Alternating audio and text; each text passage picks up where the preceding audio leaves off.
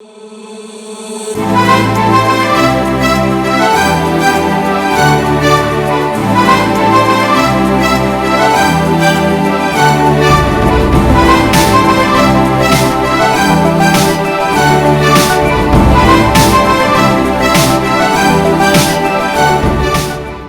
début de la semaine, Bissika Bozo Kazo Kolondakel, Boule Mag Yango Ebanzi. Tofon laquelle boule ya lelo na Kinshasa ba conducteur ya mituka même bato ba wewa ba souffrir makasi pour na likamotali carburant.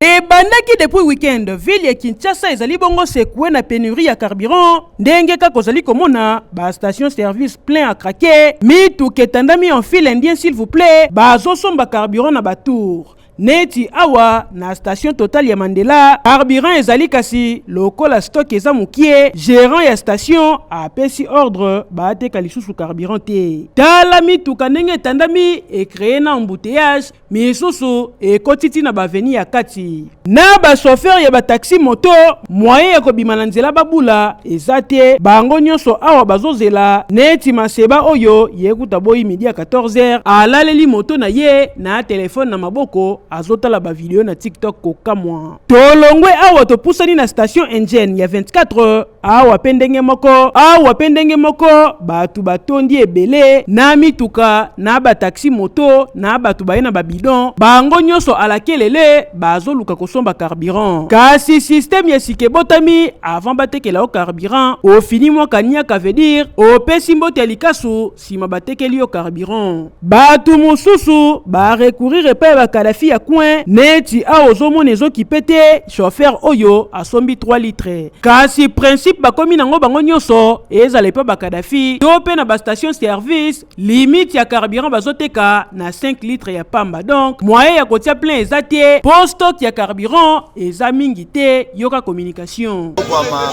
base to yebite ça c'est mon anaté posa depuis 12h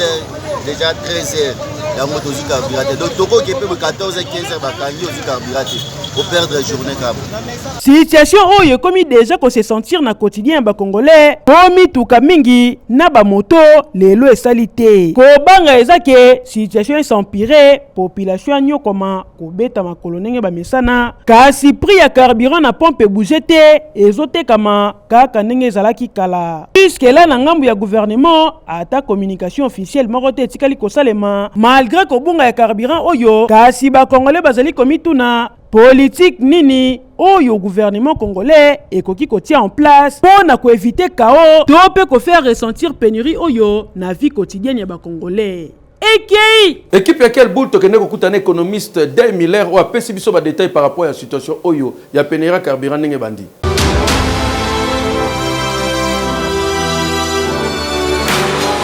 Avant de parler de la RDC, il faut d'abord voir sur le cadre mondial. Actuellement, il y a une guerre entre les États-Unis et Israël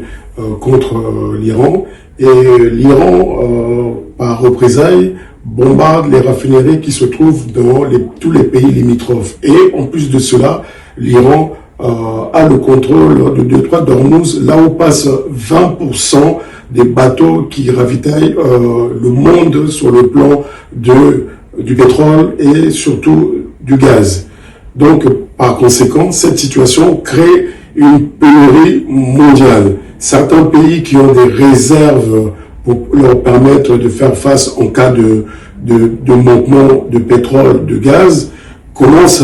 à épuiser totalement dans leurs réserves. Et c'est la même situation pour la RDC. Et c'est pour ça que vous pouvez comprendre que actuellement les prix sont en forte augmentation. Qu'est-ce qu'il faut faire? Premièrement, il faut faire en sorte que la guerre s'arrête. On a quand même normalement une bonne nouvelle. Les États-Unis, le président Trump a décidé de surseoir les attaques sur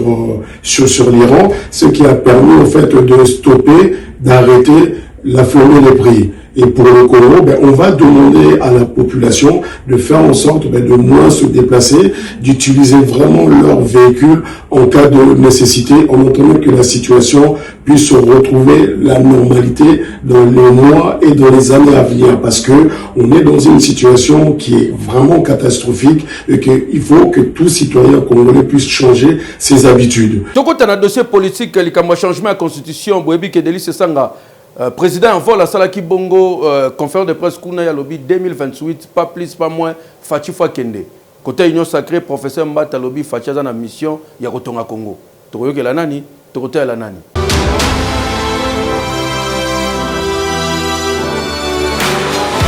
Fati azana mandate, kasi azali bongo na mission,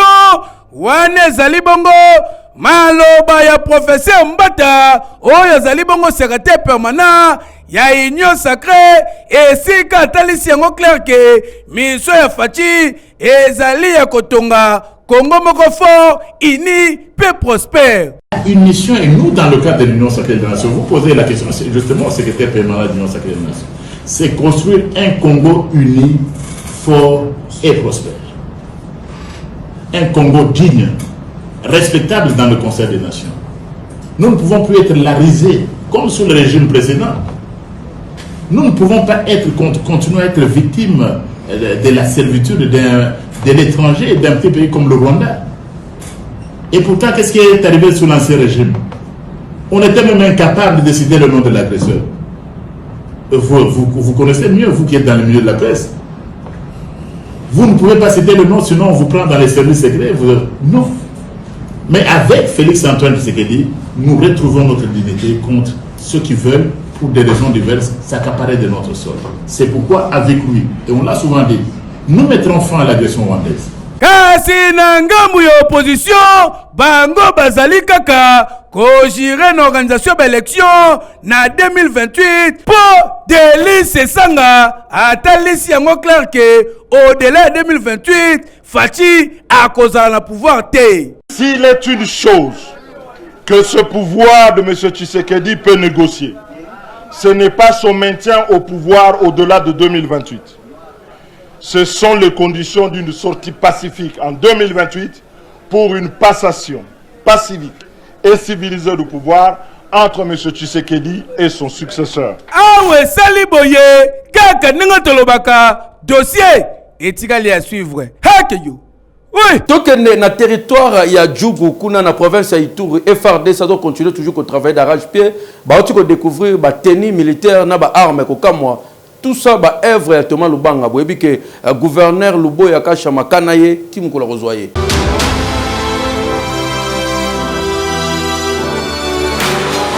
Nako sayote ba FRDC bazo sala musala makasi. Libulu ya muneno bomoni ya boye ezali na village Jingo. Toza na territoire à Djougou awa na province ya Ituri. Grâce à ba force loyaliste nde baye ko découvrir minduki na kati ya libulu oyo tunanga minduki yango ya banani. Ya ba elema ya CRP ya Thomas Lubanga oyo bazali ba allié ya M23. Donc kosundola to pe kotika déjà minduki na bango elakisi ke bakokaki pression ya ba FRDC te ba cede bazui minduki batiki na kati ya libulu FRDC ya récupérer minduki na bango ndenge bomoni awa communication to ba précision pesamaki et pas lieutenant général Jules Ngongo oyo azali porte-parole ya gouverneur militaire Johnny Luboya Kashamayo Kaye. Après la découverte d'une cache de munitions et des armes, et cette fois-ci, nous venons de récupérer les armes. Plus de 145 armes de type AK-47, puis armes PKM, les armes collectives, les armes de mortier, les armes d'appui et 4 RPG. Nako Sabino te gouverneur militaire ya province ya Ituri, le lieutenant général Johnny Luboya Kashama azali très déterminé ya kosilisa ba milicien ya CRP ya Thomas Lubanga na province na ya Ituri pe bana nyoso ya Ituri bavanda kimia makambo bitumba babosana boende zalaka ekeyo oui. Donc, le côté SNEL, kuna professeur ingénieur docteur Teddy Luamba a participé à la clôture et à moi de la femme Naba Maman ni au SNEL les agents ambiance.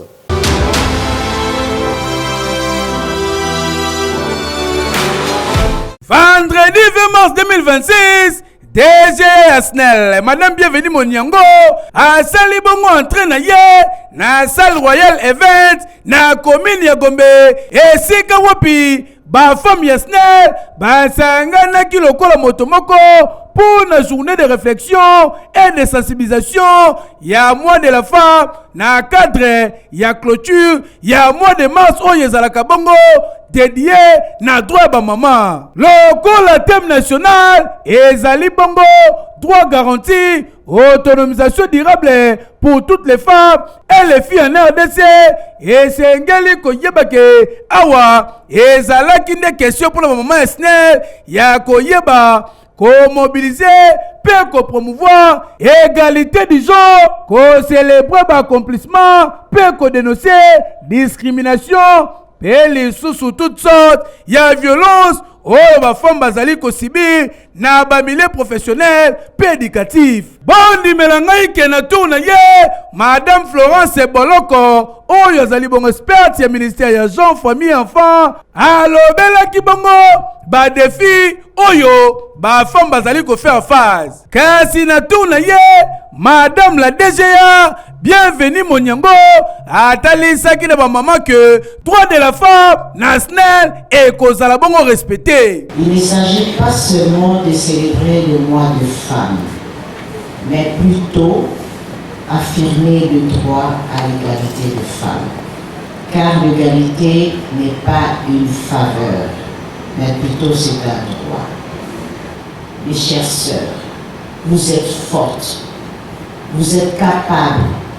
vous êtes compétentes, vous êtes utiles et vous êtes essentielles. Bokanisi esili tata, visite surprise, ezalaki bongo ya DG Asnel, ingénieur professeur docteur Teddy Lomba, oyo apesaka valeur makasi na ba mama, azalaki wana na pointe. Bayambaki na ambiance ya kosakana te,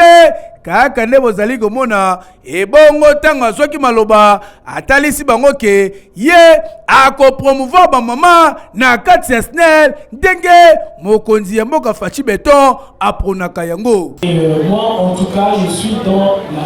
la masculinité positive. Je veux le faire comme le fait si bien le président de la République Félix Antoine Tshisekedi Tshilombo de faire la promotion de la femme. Tala boyende zalaka hakeyo. Oui. Docteur Denis Mukwege azali ko kamwa ndenge démocratie azali ko limwa na RDC. Apesi kaya Vital Kamerhe aloba na gauche bavuzaye. Ndenge moko baati lokwe balobi bavuzie do bazobosa na ba poste zo kende. Amituni ba député musala na bino zanini. Est-ce que faut monter la même point de vue pour continuer comme ça la toté à kamwe ndenge démocratie zo kende peut interpeller mokonza mboka.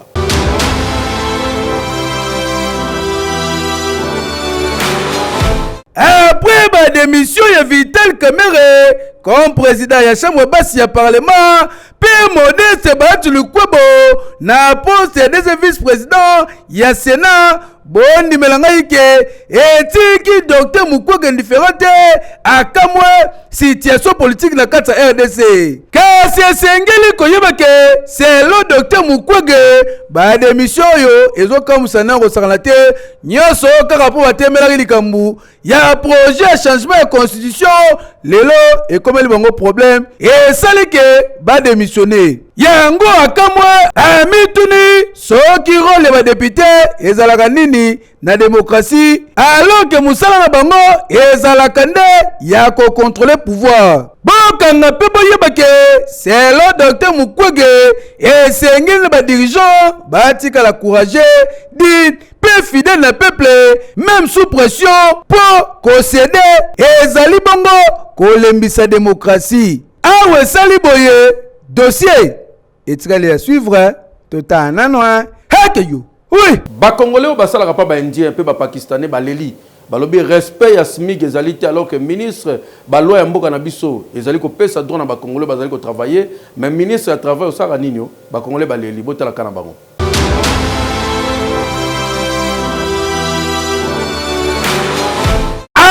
Tozali na avenue du commerce Zandwa Munene tala depo oyo kadena yango kweleke che toke awa na magasin mususu kadena bakangi topusa na liboso botala kumba ya munene nyonso to ezolumba deja solo ya grève tuna ngai nini baja nyonso oyo batravaillaka na baexpatrié o indien o chinois o libanais pakistanais balobi bakosala te raison ezali nini batikali korespecte salaire minimum interprofessionnel garanti te oyo babengaka SMIC na mokuse. C'est le gouvernement congolais ndenge bayokanaki na bandeko oyo ane eleki ezalaki prévu na mois de mai ti décembre 2025 bafutaka bango 14 500 comme ba journalier etikala kozala respecté te. Pour l'année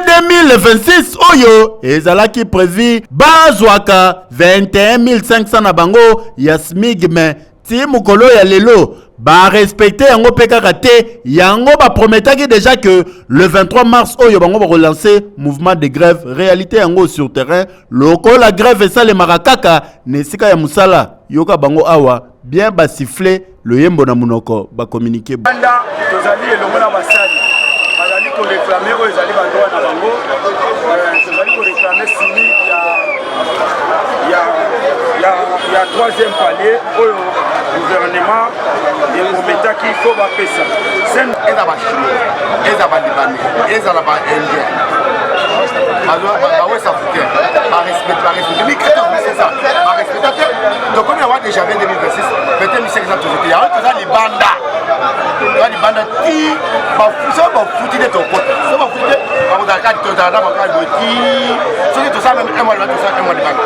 Dossier oyo gouvernement congolais faut balandela yango de près po makambo esalemaka awa pasi pe mawa to journalier ya SMIC ezali fixé na 21 500 mais bandeko ti bazolela bazo réclamer boye bazwaka yango te imaginer ba père de famille awa bazana basi na bana oyo babokolaka na bandako mais ozopesa ta musu 10 000 francs opesa 12 000 francs po asala nango nini ata yo moko abanda wapi asuka wapi o bango basalaka ana Congo ata congolais mota osala na mboka na bango elaka nini normalité keyo oui tokene na Bandundu ville na province ya Kwilu epai wapi président Levi Mbuta ozali bon mokonzi ya assemblée provinciale la ville ya Kinshasa yake ko participer bon na conférence monnaie ba gouverneur ozali ko bongisa makuna.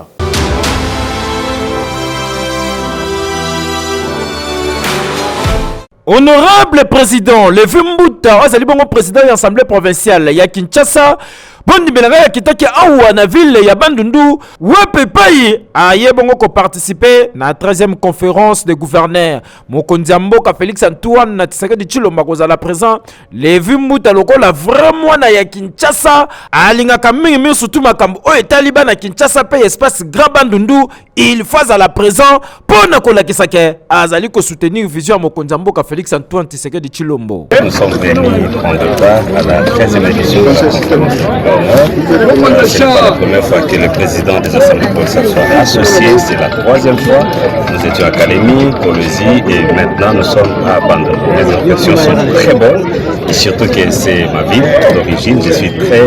heureux de retrouver mes frères, mes soeurs et je crois que tout se passera bien par la grâce. Premièrement, je félicite le chef de l'État, son Excellence Félix Antoine Tshisekedi Tshilombo, pour tous ses efforts. Vous voyez qu'il y a beaucoup de chantiers déjà dans la ville de Bandundu, c'est qu'on attendait et je crois que le président sera le bienvenu ainsi que tout le gouvernement. Nous sommes très satisfaits et nous croyons que la ville de Bandundu va connaître vraiment un changement total. Koyana ya wabondi melangai autorité parlementaire ya Kinshasa bayambi lokola roi ya kosamba te.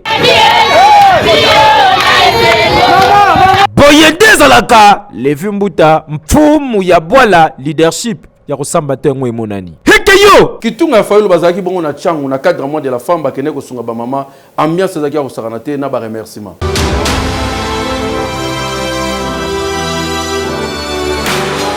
Kitunga ya fayulu na ndako ya ba mama nakosa yote kaka ndenge babengaka ye le soldat du peuple le président Martin Fayulu Madidi atiki ba mama te kaka ndenge eside uti ko fêter 17 ans d'existence na yango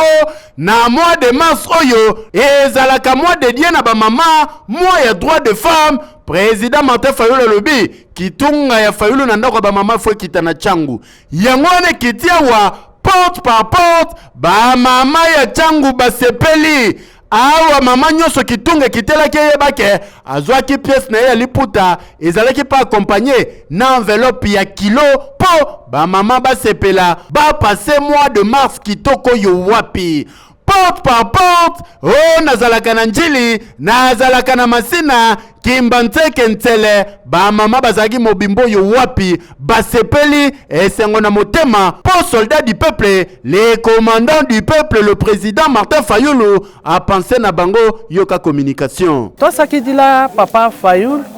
tout mona titunge timu télévision lelo tolo kuchimuna mumwa wa ngondwa ba mama to sakidila wabuni nzambe akubenesha uya kumpala lelo pesi ngai kitungo oyo ngai namona kango kaka na televizio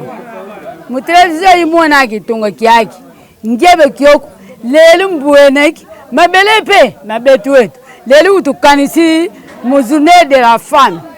tolati bisa ntwakra ni matenja fina keresal bisu abika lalle njai mona na mpe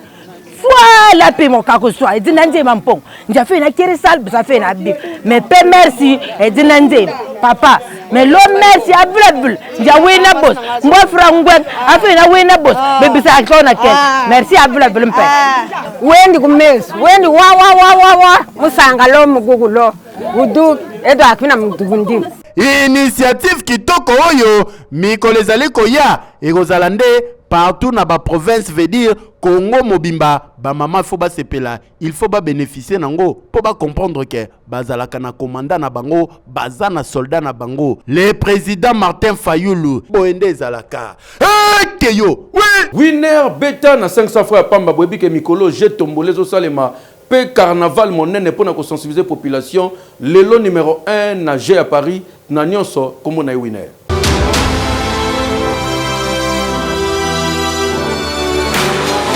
Salpe kutuyu yozo wira kadi tema moko leader ah bukena vanda ah kitoko bolata ndulenge bana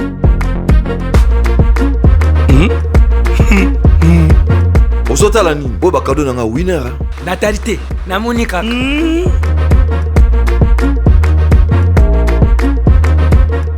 ah ya nower na winner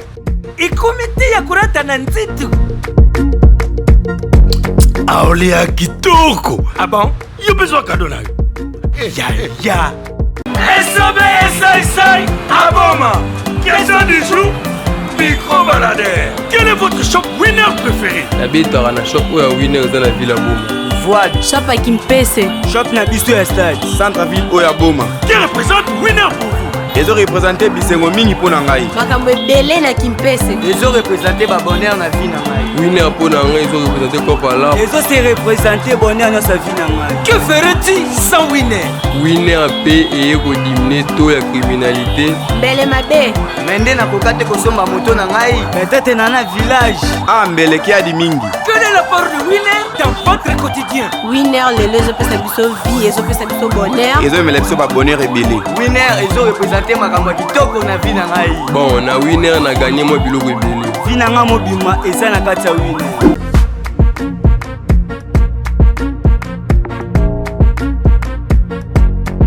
À jouer sur tous nos points de vente et mobiles en composant étoile 404 dièse disponible sur M-Pesa et RTL Money. Korégile nzela nde mosala Saint Père asalaka ensemble na Women Technology bazo travailler pour koluka kobongisa fluidité makambo tetambola kitoko.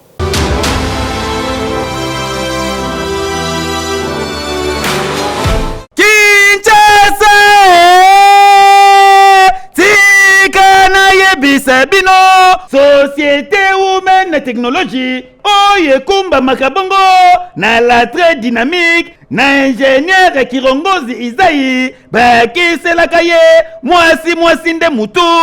oyo bazali ko travailler très déterminé ya kosilisa bongo embouteillage na ville province ya Kinshasa en partenariat na ba partenaire na ye ya secteur public pe ya secteur privé loko la commission nationale ya prévention routière Saint-Père en sigle bazali déjà ko trouver ba piste ya solution ya kosilisa bongo embouteillage désormais ekoma le passé na ville province ya Kinshasa. Bango na mayele bazali na yango bazali déjà kofabriquer fait de signalisation robot roulage oyo eyaka bongo koregulier bongo nzela ya Kinshasa. Boyoka bino moko bwanya pe mayele ya ingénieur Kirongozi Isayi bakiselaka ye mwasi nde moto ndenge ya communiquer. Kati na relation na biso na Saint-Père ezali ke Saint-Père ezali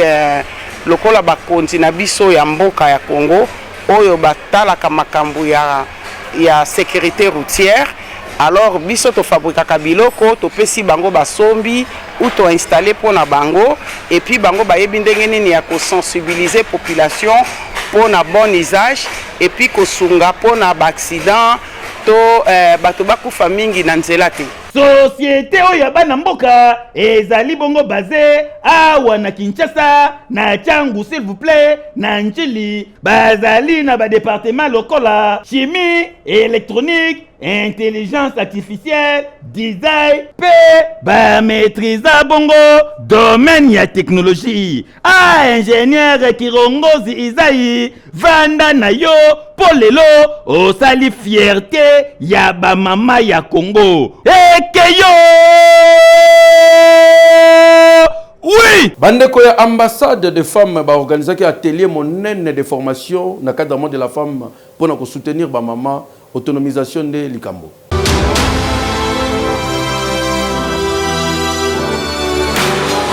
Na cadre ya mois de mars oyo ezalaka bongo dédié na droit ba maman bondi melangai ke mobange na télé de réflexion ezalaki bongo organisé awa na plateforme ambassade de femmes oyo kumba makabongo epai ambassadrice ya ba maman madame Deborah Ndelo bondi melangai ke bazalaka na objectif c'est moko ya koluka bongo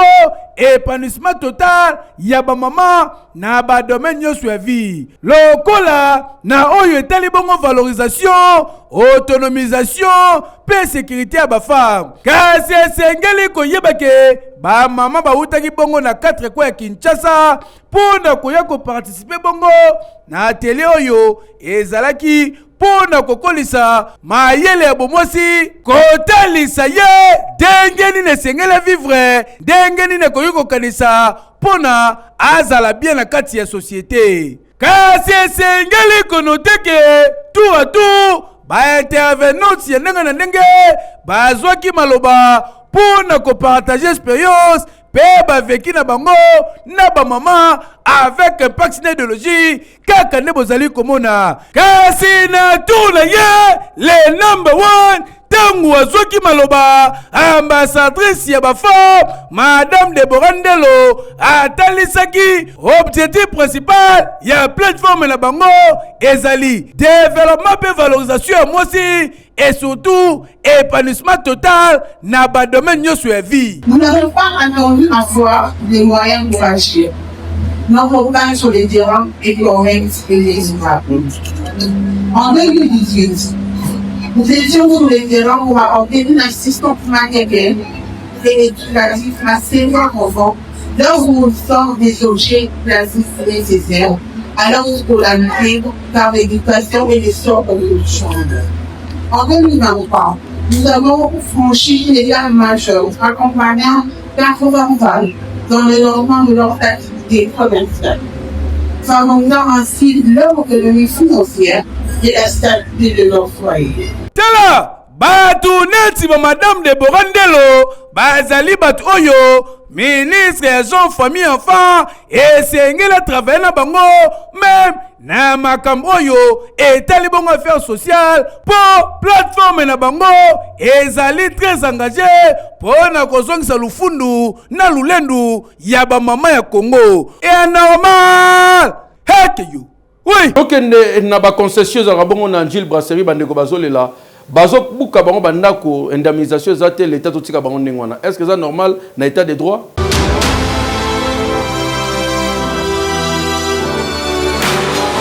Nani akokota kana bango mais bango bazolela bazosenga kaka justice équitable bango banani bandeko oyo bomoni awa bapapa bamama oyo basomba baterrain na bango na njili brasserie basomba kitoko oyo wapi veut dire en bonne et due forme epai ya monsieur Mpanga Mongali Jean-Marie quelque temps situation epesaka pasi bamama babandi kotonga mwa borne mwa de souchement katsa matiti sala boye banda komatia brique moko entre temps olandelaka badocument basutukaka boye baya batia bango libanda epai ya nani epai ya monsieur Nzola Nzungu Floribert alobi jamais bokotonga esika oyo eza concession nanga concession na ndenge nini papa tala badocument na biso yango mama kosamba nanga te libanda ale chu muta sécurité bengana bango pasi pe mawa ba papa na ba maman ba se retrouver libanda na mbongwa pasi baleli mboka état de droit en tout cas justice il faut salement ba papa na ba maman ba zonga na ba droit na bango to eko dénoncer mauvais comportement ya avocat général Vola Nzungu Floribert avocat général na cour de cassation to fanda kaka boye mukolo moko aina jugement na ya lokuta abotola biso ba mapango toza presque 8 à 10 familles et tu attaqué jugement wana na grande instance ya Njili to gagner procès akei ko sala appel na cour d'appel ya Matete o dans la 4e mairie to sala plaidoirie ce que commis pour rendre jugement a commis ko intimider ba juge voire même na procureur donc une année en ngoyo suite exacte alobiye soki ba meki ko kata jugement na a ko charger na ba juge wana biso to lingi to mona batoyo ba faire ko exécuter mibeko ya mboka vola azwa atimola libulu azwa mwelon akundi azaka likolo donc mutu akotouche ye azate tolingi ba oyo ba ko faire exécuter mibeko ebima na libulu oyo vola chake yango bini mokondi bazali boso na biso tozo senga bokate biso likamwana batu ya mawa boyo kama wana biso papa binde bosilisa makambiso kosilisa na biso te et normal te yo oui ingénieur akoyi na deuxième niveau ya immeuble ko kamwa bandeko bazaki pembe babio po amelaki est-ce que zaki yango na raison to zaki na kuita pongi to nini lekeli batu nyonso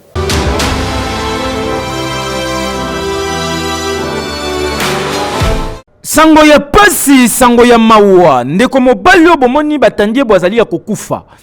eloko nini ememie na liwa c'est lobe information tozwi ndeko oyo azali ingénieur électricien bayaki na chantier ndenge ezalaka mwa mosala ingénieur picho ya kokangela biso basinga lokwa bazotonga ndako étage tosala mosala réalité komaki na Kinshasa majorité ya bato basalaka misala bakoma koaccompagne ngo na mwa eloko c'est-à-dire kopo na se wana omona mwa dezula oyo tobengaka bongo agene to pe wisko makasi babengaka bapastis to pe balungwila basangisa yango mélange nyonso wana donc azosala mosala azosimba courant kuna zobeta mo kopo ndeko ameli agena azalaki na bute azosala mosala alongwa na deuxième niveau ti na sa koye wa bato bazalaki pemeni batoki bameme mpanze ti na la police na tongo sosa azolela kokoriko équipe ya Quel Boule magazine eza déjà présente wana yoka témoignage oyo agene batikalaki bango na chantier ye butazaki chef ya chantier alors sikoyo ngai na bimi na kena 17h na kena ngana ndako na ndenge na lali 21h na lali heure na éviter mais na yiko mona sikoyo ya yiko la musanga yo no yaka tokende na imaginer ingénieur tozoye bata meli akene azoninga te tozoye bate esani bon lokola sikoyo tosala kisika moko ko ngana za tout juste na sima ya hôpital ya makile wana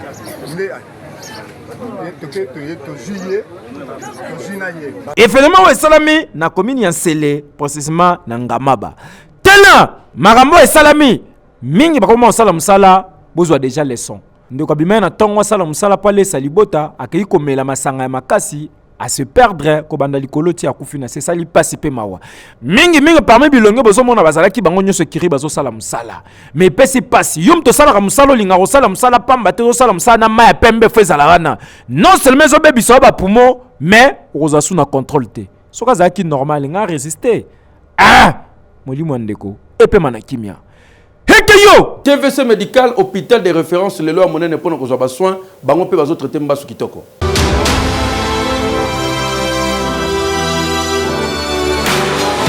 Après avoir kokende mikili ya poto kotanga kozwa mayele nde bayaka bongo na République démocratique du Congo ko investir na domaine ya santé. bango banani ezali bongo couple Tatete ya Dr Benjamin Tatete na mama Violette Tatete batia na disposition ya Congolais hôpital moderne oyo ezali korépondre na banorme internationale awa na RDC. TVC médical oyo esilisaki sakata kiduka pe kisema ya kokendaka kosala mulongo kokenda kozwa soin o na Suisse o na Inde o soki